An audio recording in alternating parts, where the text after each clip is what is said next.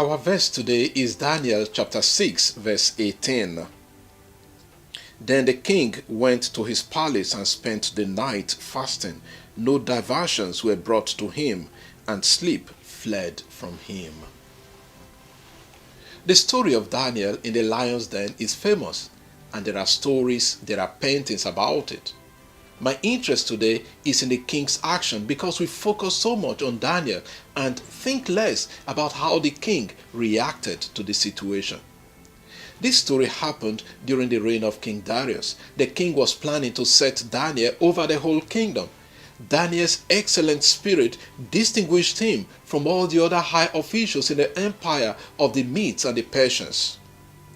Aware of the king's plan, the other officials were looking for a way to bring Daniel down. The officials made the king give an injunction that no one should worship any other god within 30 days in the kingdom. They knew that Daniel would not observe such an injunction and that Daniel would worship his God. The king, unaware of their plans, signed the injunction. Then Daniel fell into their trap. The same officials insisted that the king must visit the consequences of disobedience on Daniel. Let us examine the king's reactions before our verse. In verse 14 we read, Then the king, when he heard these words, was much distressed and set his mind to deliver Daniel, and he labored till the sun went down to rescue him. The king was looking for every avenue to rescue Daniel. Still, the same men insisted that he must carry out his injunction according to the law of the Medes and Persians. If you read verse 15. The second reaction of the king was his prayer for Daniel. The king declared to Daniel, May your God, whom you serve continually, deliver you. We read that in verse 16. The king was so concerned about Daniel that he had to invoke the power of Daniel's God in prayer. He reluctantly threw Daniel into the lion's den because of pressure from his officials. Then comes our verse for today.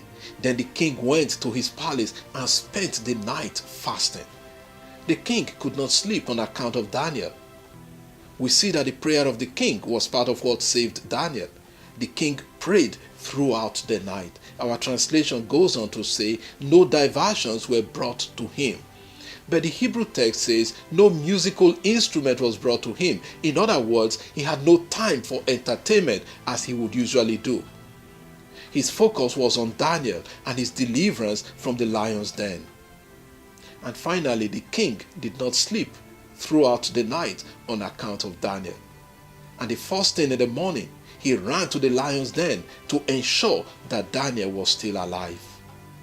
This man had faith that the God of Daniel would save Daniel, and he prayed for that deliverance. How often are we concerned about those in difficulty and spend time to fast and pray for them, especially those who are undergoing trials in their faith? Can we pause today and pray for someone we know that is going through difficulty and challenging times in their faith journey? Lord, give us the love King Darius had for Daniel, especially towards those persecuted for their faith. Amen. God bless you. Enjoy the rest of the day.